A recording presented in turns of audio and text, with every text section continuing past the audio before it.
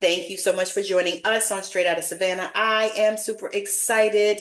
My guest Aneicia Pitts is here, and she is going to tell you all about who she is, what she does, and how she can help you. Aneicia, take it away. Hi, thank you so much for having me, Tammy. My name is Aneicia Pitts. I am a light worker, Reiki healer, spiritual coach. And what I do is actually mentor individuals who are suffering in darkness, who wants to get back into the light. I also perform energy scans, Reiki healing sessions that allow people to unblock and remove imbalances in their chakras to get them better aligned with their energy, to unlock their true potential. Currently, as of right now, I'm partnering with a local foster agency in Houston, Texas, to mentor children in juvenile justice and in the foster care system so that way we can get them out of that foster care prison to pipeline system to honestly set them up for success. So I'm really looking forward to that this year.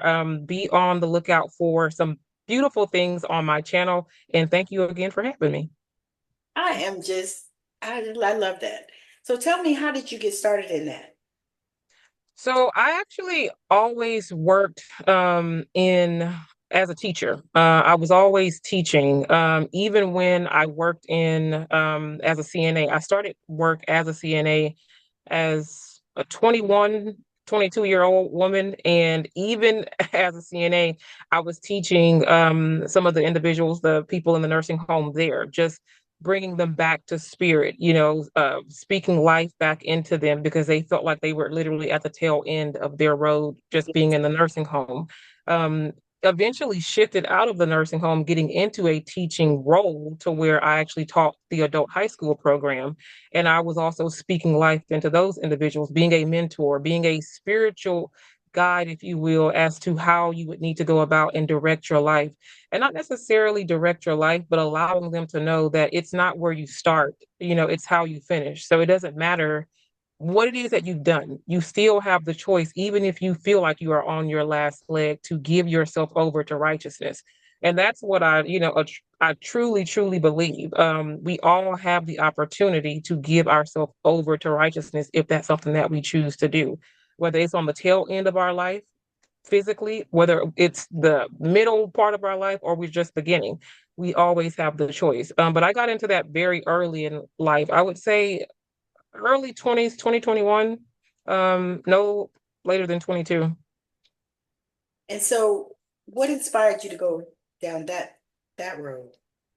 What inspired me to go down that road is like I felt like it was always in me, honestly. I didn't really feel like inspiration was really drawn. I felt like I always had like bone or a feeling that I could not resist for helping people and pouring into people, being an example for an individual to show them like, hey, you can start from here and still, transcend and transmute your energy into something far more greater than you could have ever imagined. Yeah. I've always felt like it was something that was just placed inside of me to do. Even as a young child, my great grandmother used to call me Grandma Nini, to where I used to act like a grandma, like literally just speaking wisdom and speaking life into people. Basically saying that I'm an old soul, but I feel like it's always kind of like been there, if that makes sense. It does. So were you raised like in traditional religion or? Yeah, so I was raised Baptist. My mother had me at 15, and my dad was unfortunately incarcerated until I was about 12, 11, 12. So I didn't meet him until around that time. But I was raised Baptist. We had a pretty big family. We was always at my great grandmother's house in, Acres Home. And that's pretty much where we grew up. We grew up in church, but life sometimes expands your consciousness. You know Yes. what I'm saying? So I wouldn't say that I'm a religious person. I would say I'm spiritual. I'm a spiritual Yes. being having a human experience. Yes. And I'm creating my life according to that experience. Yes, that's so powerful. We share that experience because I same. Like my grandmother was a pastor, and so we Mine too, yeah. read the Bible, and she was Pentecostal, and so we went to church all the time, and Matter of fact, when I was 17, I said to myself and I said to God, I said, I got church in a file. I'm sure if you go pick a day and pull the Hmm. file out, you'll find that I was in there. So Uh, I'm done. yeah. But I wasn't, that's what I said at 17. But yeah, so those experiences, and when you started opening up, Hmm. because I always say that it's an awakening, but it's like an opening up to the big God, Yeah. not the little one that can't do nothing. So what was that like for you? Honestly, it was it was peaceful and yet scary at the same time. Um, it was the reason why it was peaceful because it was a love that I honestly cannot express. Sometimes love is not supposed to be translated in words because it's supposed to be also a feeling that Yes, you feel wholeheartedly to you.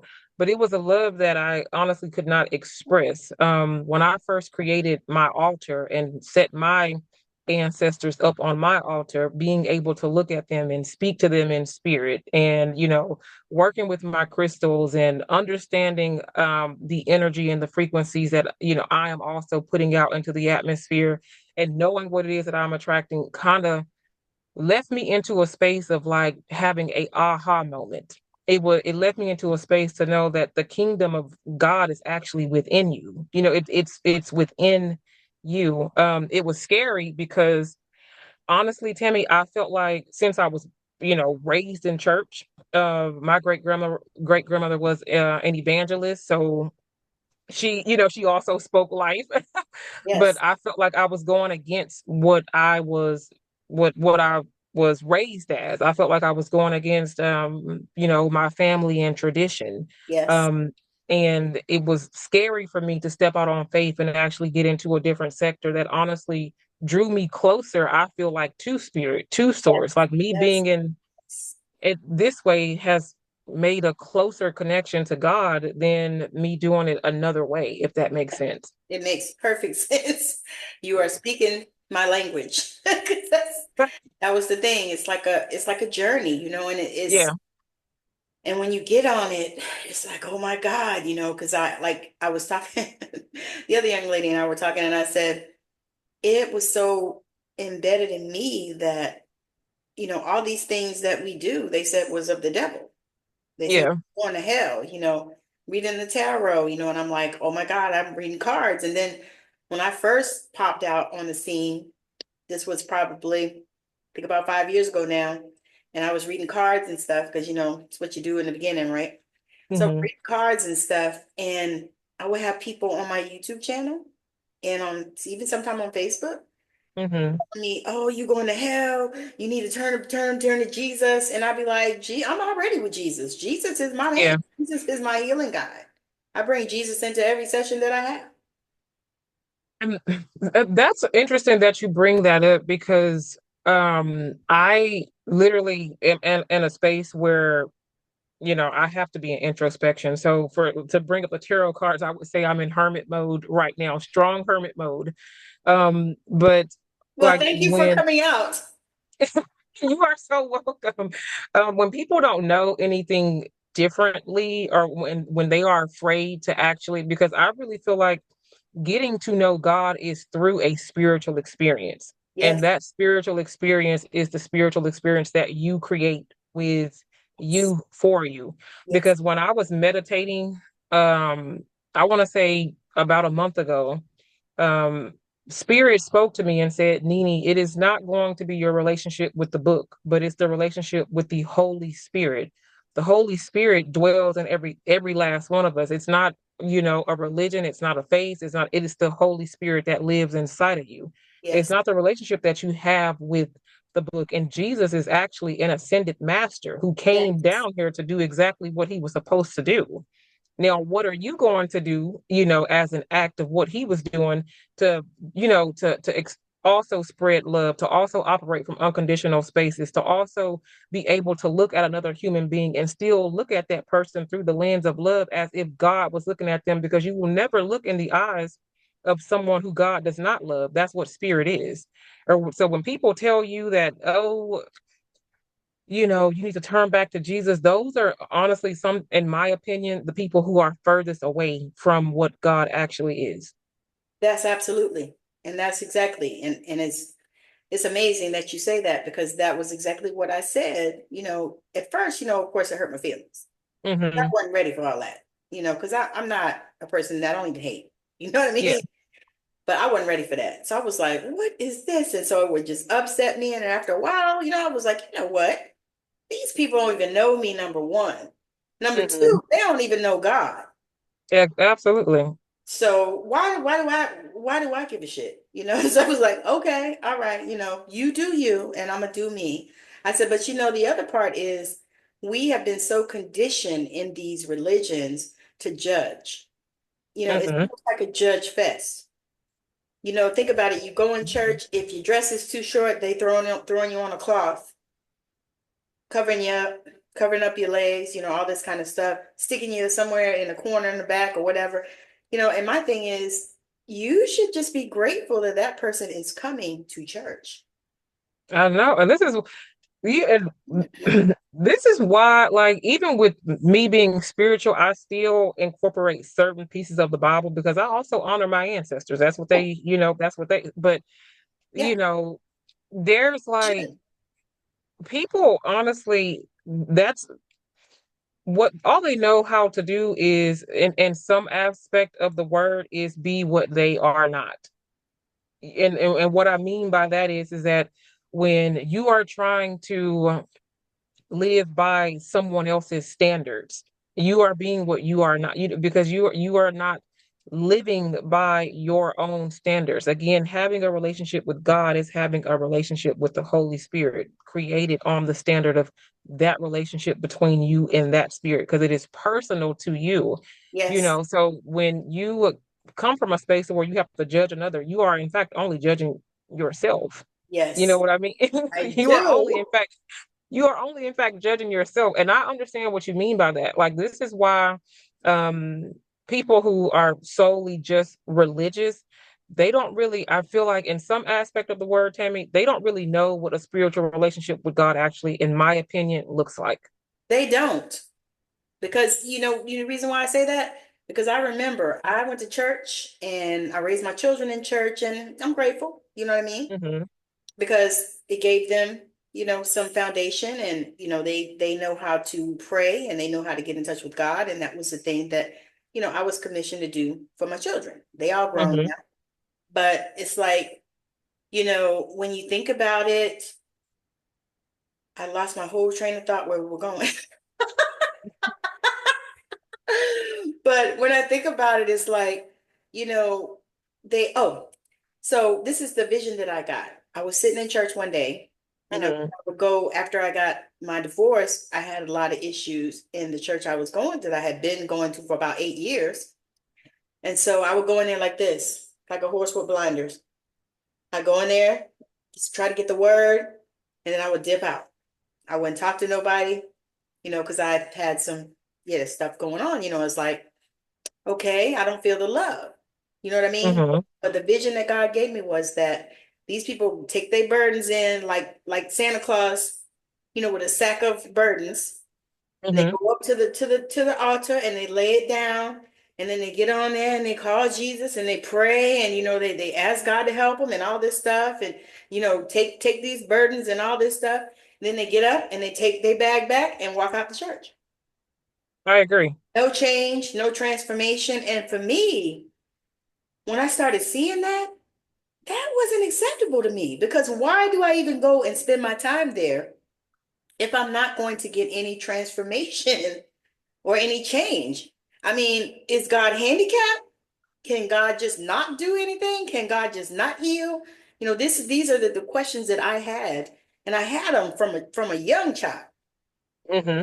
I mean, I was young and I started asking those questions, and I would ask them to my grandmother. She would answer them. But I would ask those questions. I'm like, so what is this? I mean, why are we even going here and wasting all this time? I could be home watching football. I don't have to be up in here, for hours and hours and hours. And, No, I mean, I'm gonna go in there and I'm gonna shout and I'm gonna cry and and I'm gonna worship and all that stuff, and then I'm gonna go home with my same stuff. Hi, what do we? That's a really interesting way to look at it. But see, the thing is that I, and this is what I believe, um, where the disconnect is when it comes to church, is because the resources and the steps for you to have a transformation is actually missing.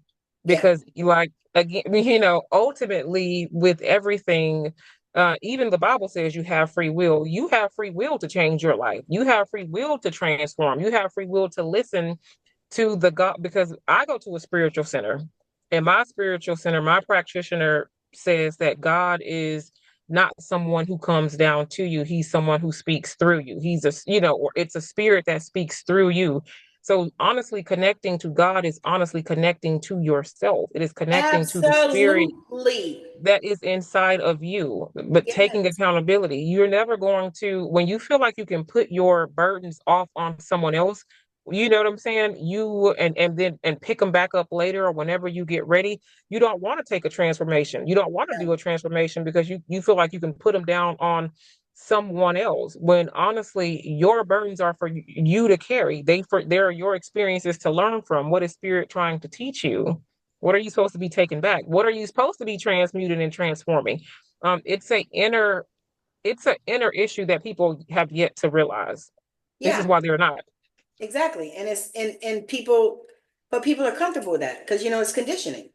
Yeah, it is. And Been honestly, it conditioned this goes back way. to what, slavery, and Right. even, I don't know, even before then, because I'm still fairly young, but I know, I feel like religion was predicated upon our people, especially to keep them in a space of almost like yes massa, That's or why keep them they in a did. space. That's why they uh, wrote the Bible like they did, because yeah, you know what I'm saying. it was a book of control and manipulation like that. Honestly, I don't even believe the Bibles that we have now. Hmm. I don't even believe that was real. Like, I mean, so much in there they misconstrued and they set it up because there's certain ways that certain attributes that they try to give God that I just don't believe that. I believe it. God is a loving God. What? They try to Yeah, give I God believe God is a attributes loving of God. man, and Yeah, that's a part of it, what I saw. I agree. I agree with that solely because it's that God, you don't have to fear God to have a connection with God. You know Yes, what I'm saying? yes, And then, and honestly, it's not, and how I interpret it, it's not in the Bible. Honestly, in my opinion, is in a whole bunch of parables, and just like yes. you have to interconnect. Like, chapters are not in sync. They're Right. not. They didn't put it like that because they didn't want you to actually be able to have a flow. And it means one thing here but says something differently completely here. Like, I Yes. believe it even in the book of Job, where it says that the devil made a deal with God, or God made the devil came and said that, okay, I'm gonna affect Job, and send God gave see him if this Job. person, Take my you know what servant I'm saying, Job. Yeah, yeah. to see if he's going to actually be, still be faithful and all these other things. I don't feel like God makes deals with the devil.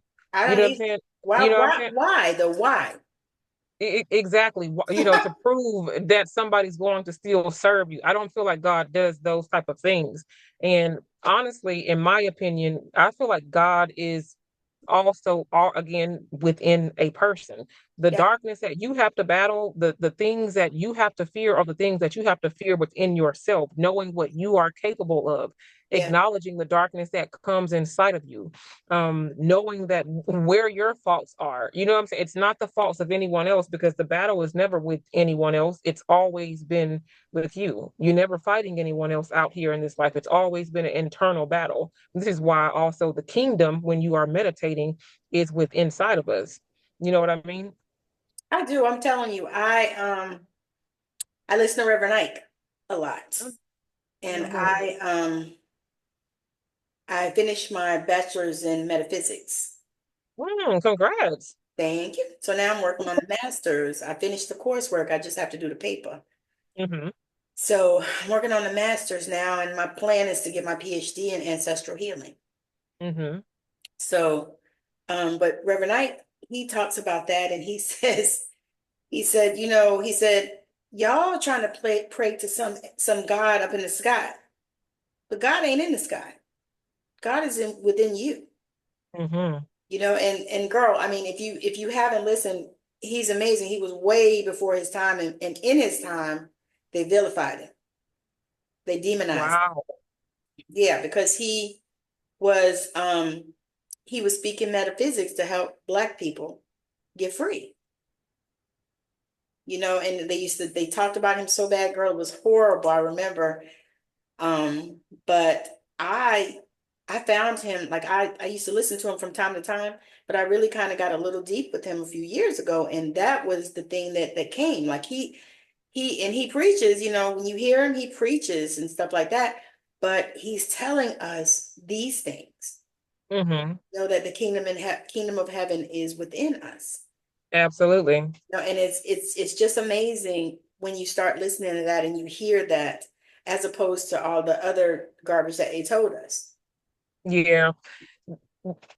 I I'm just stuck on the fact when you said that they, vilified him, and this is Yeah. why um I I feel so emotional for our people when it comes to us living in a space to where we honestly are, because I feel like Black people live in a space where they are highly fearful. Yeah. They don't really operate from themselves, and as soon as someone or something is completely different from them, they see the world differently. They express their individuality differently. They have a different, spiritual practice. Because it's interesting for Black people, like if you meet a Black person and they are religious, they'll understand if you are Christian and then you are a Muslim. But as soon as you say that you are a spiritual person, they look at you as if you really don't have a spiritual practice, or you don't have a connection with God. But if it's something else, they understand, oh, this person is a Muslim, or this person is a Jew, or this person is, or whatever. But as soon as you say you're spiritual, it's like this whole demonized thing. And I don't understand how our people has allowed other people to literally, like, whitewash material and like give it just back to them, to where they cannot honestly think for themselves, and express themselves, really have a real relationship with the divine. But I'm still praying for my people to wake up, because that is. Well, and that's what we have to do, because it's brainwashing and manipulation at its finest. You remember, I don't know if you heard about the Willie Lynch thing, right? Yeah, I have. So you think about that. So if you turn the people against each other, which they did successfully, Mm-hmm. because you think about it, so many times, we just won't come together. It's like, why? So many other cultures do. But that's what it is. And it's so embedded and it's so brainwashed. And it's actually embedded in our DNA. So we have to get, healed, and we have to get, we really need, I mean, everybody needs a spiritual healer, somebody that can Mm-hmm. help them transmute that.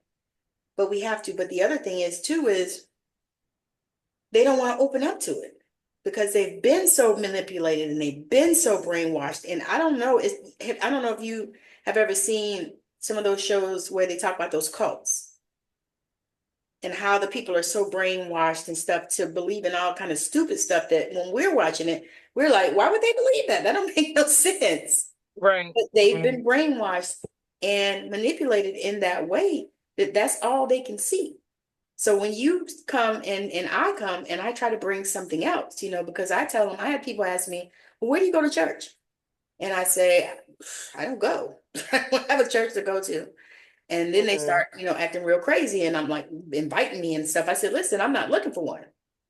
I'm quite comfortable where I am. God lives in me. I commune with God every single day, Mm-hmm. multiple times in the day. Can you say the same? And like, if I found a spiritual church that I'd like to go to, I might pop in there and check that out. But I mean, my thing is, if I talk about God, Why do you assume I got to go to somebody's church?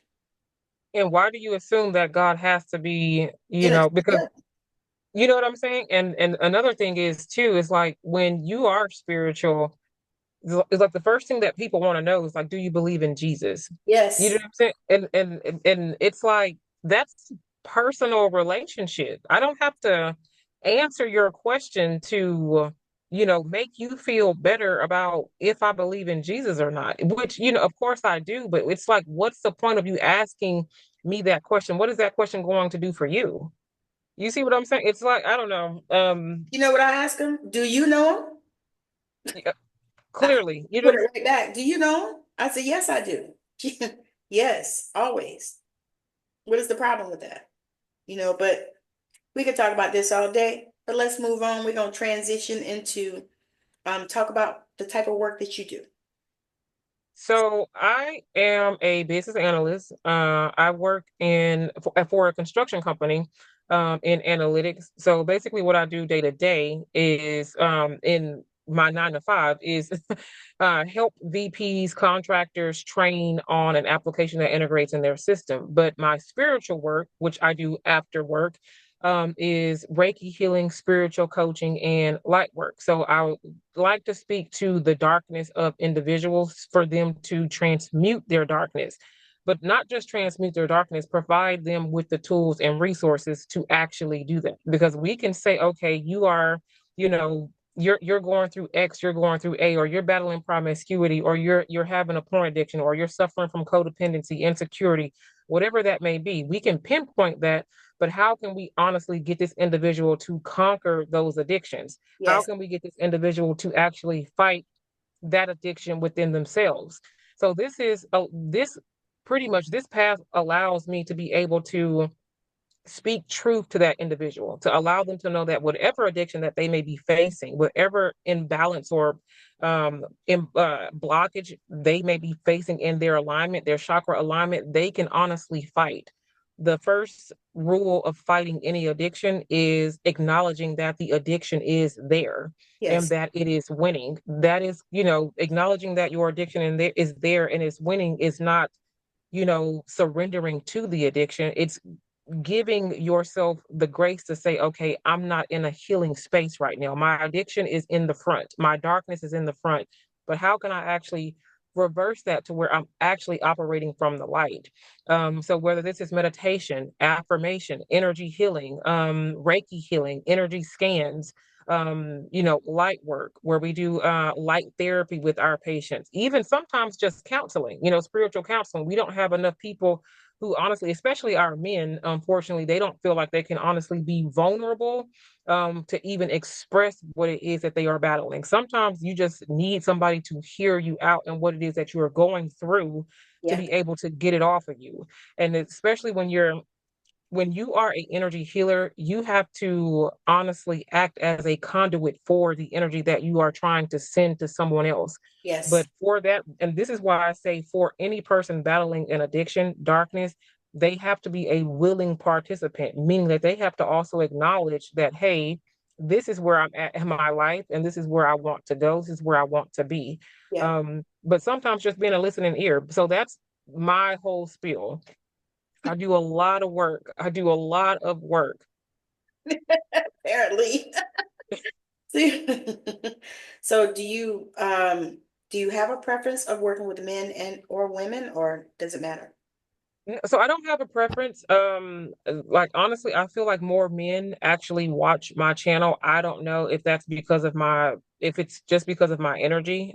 Even as a mentor, I worked with young men versus the women. However, I also work with women, especially with women who have been through sexual trauma, who have suffered through the hands of promiscuity, sexual violence, and so on and so forth, to get them back to a space to where they can be in alignment with their sacral chakra. Got you. Yeah, I feel the same way. I have the same, when I looked at my analytics on YouTube, more men, Hmm. you Yeah, know, me too. but I don't care with that. I don't mind working with them, to be honest. Um, I have enough masculine in me to handle it. What's your zodiac? Scorpio sun, Pisces moon, and Leo rising. Oh, okay. Yeah, definitely for sure. Yeah. So, I do really good with men. So if I can get them to come through, because you're right. A lot of them, Hmm. they're scared, I think. I think they're fearful Yeah. and, they don't want to be vulnerable. Yeah. And that's honestly that's a lot of us too. We don't want to be Especially vulnerable with us, ourselves. us.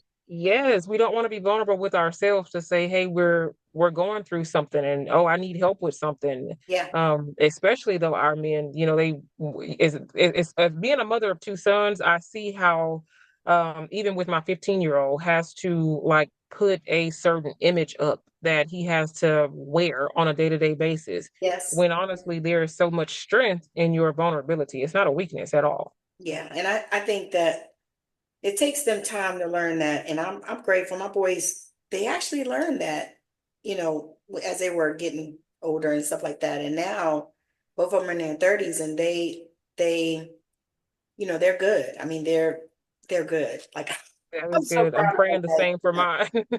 I'm praying Girl, the same for my two.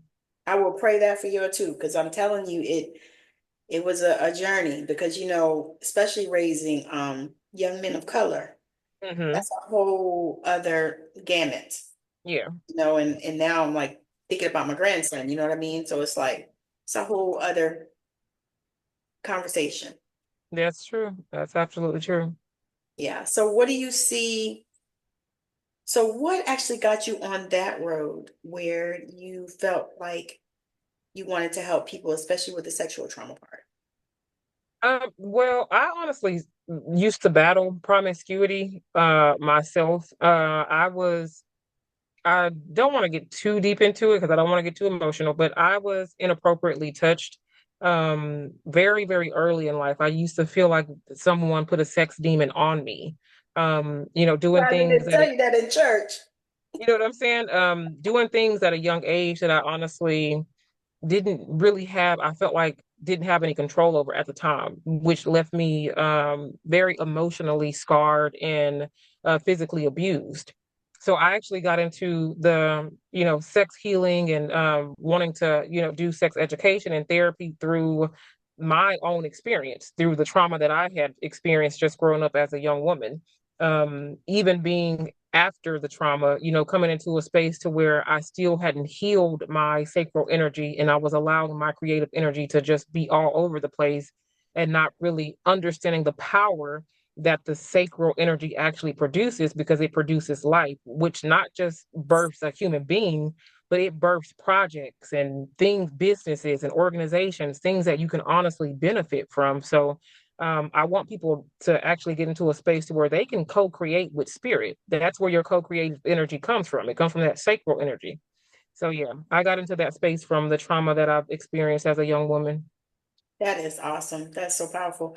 I asked that because so many of us, in this arena, so many of us um are doing things to help people that were in the spaces that we were in.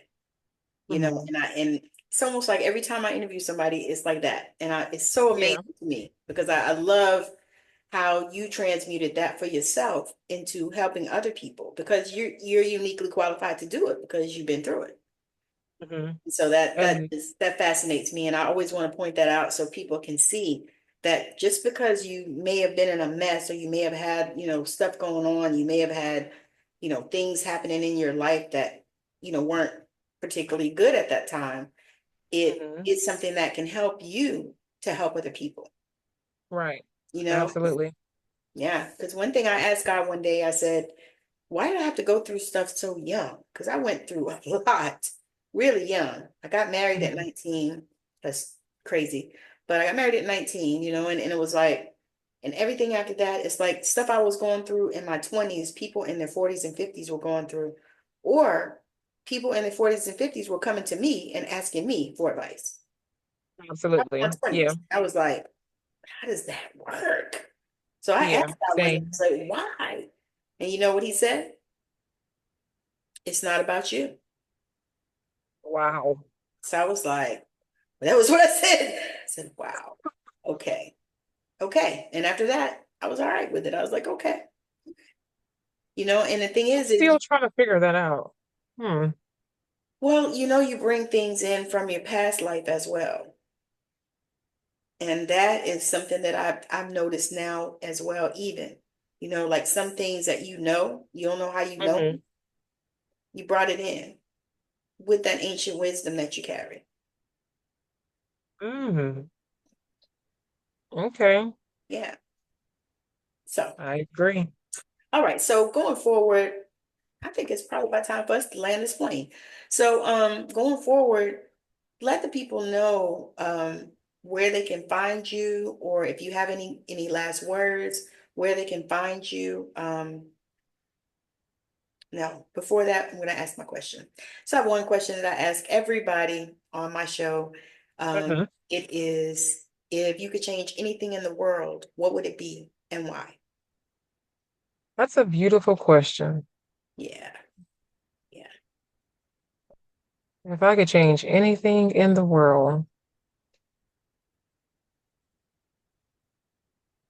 wow, you kind of you Tammy, you kind of stumped me there because I have not meditated on that question, and I but if I could change anything in the world,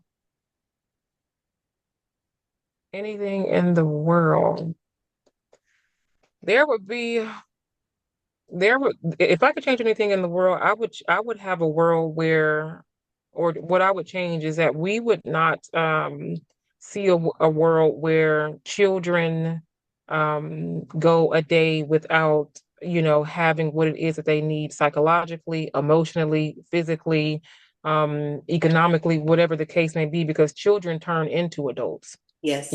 Those children are the ones who turn into adults. And if we could actually take back and go back into a space where every child is loved and every child felt like they have the tools and the resources that they needed to show up and be their best selves, then we would actually have adults who actually feel that they could also be their best selves as well. So that's what I would change. And that is why, because children turn into adult people eventually.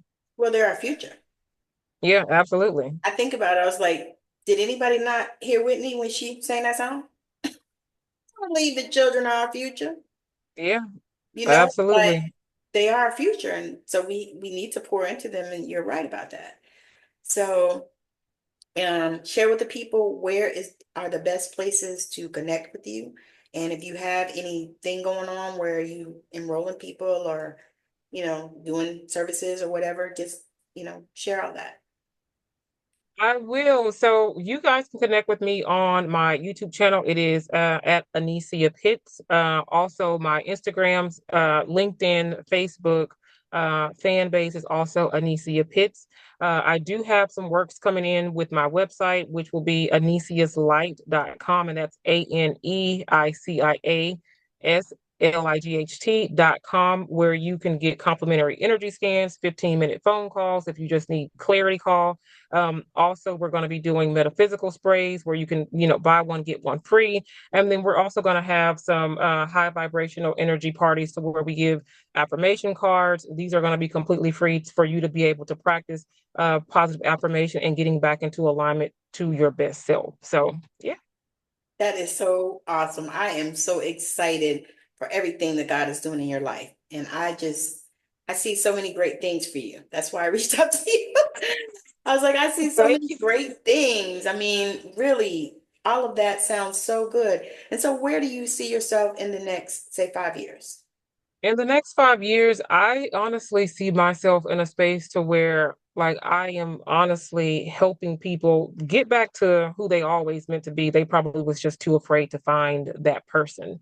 I see myself creating a space where people can come and they can, express their vulnerability. They can show up for themselves. They can stand in the face of their own darkness and have the strength and the willpower to actually fight it.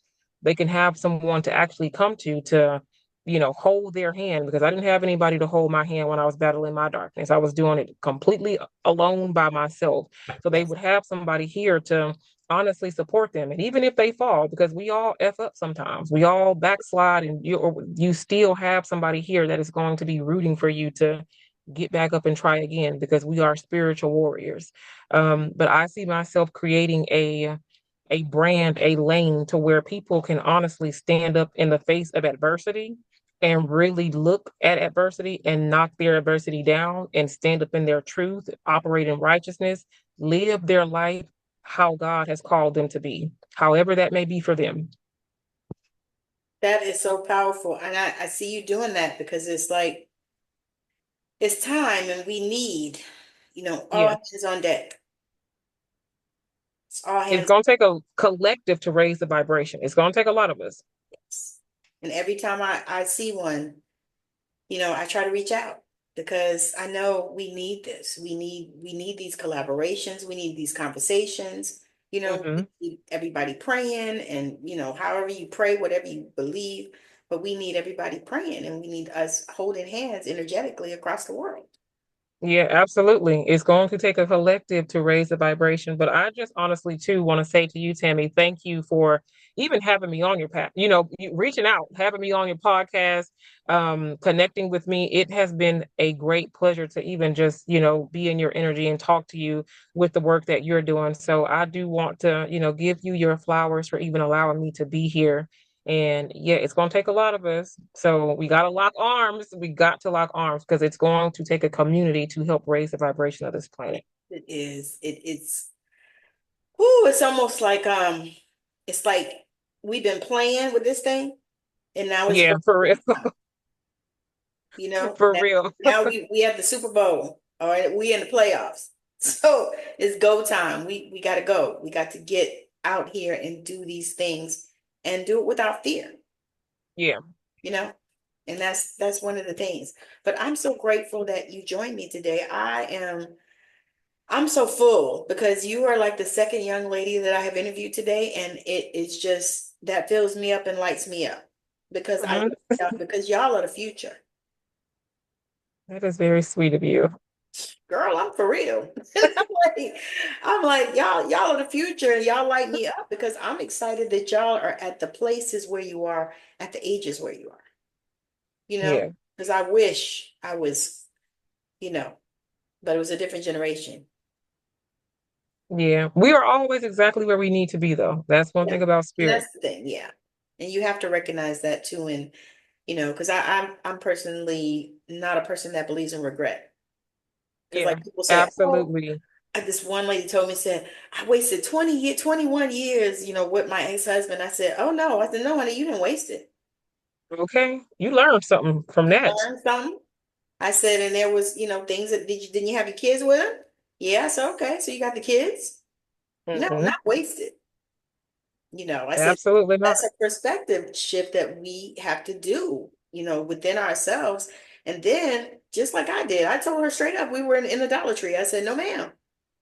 No, ma'am, you did not waste it. You're Yeah. still here, Okay. you know? Living and breathing and shaking and baking. Right. I was like, you got your kids and all that stuff. I mean, come on now. I said, apparently God wanted those kids to be with you, with y'all as parents. Hmm. So yeah. So I mean, I think if we continue to be the light, Absolutely. Yeah. and it's it can be challenging, but I don't know about you, but I'm here for it. I didn't put my big girl pants on. So, I'm ready to, ride this wave and honestly see where it takes me. And I'm excited to, be in a space to where the divine still has me here. I'm actually looking forward to the future. I'm quite excited to see what it's going to look like. Me too, because it's if you look now, it's not a good look, but we look beyond that because we already know. Like I told somebody, I said, we know what this thing was already because we've already experienced it. I said, so now we Mhm. got to do is just keep on going and wait. I said, and also stop with the fear. I said, stop being afraid, stop fear mongering, stop it. Please. Stop. Yes. Let's not lead with that. So, but yeah, so I'm so grateful and I'm so thankful that you came, and I truly do appreciate you for coming on, your time, your energy. Um, yeah, I just got nothing but love. So we're going to land this plane. I want to thank everyone for joining us on Straight Out of Savannah. My guest here has been beautiful and amazing. She is beautiful inside and out. And so make sure that you follow her on her YouTube channel and wherever else you see her.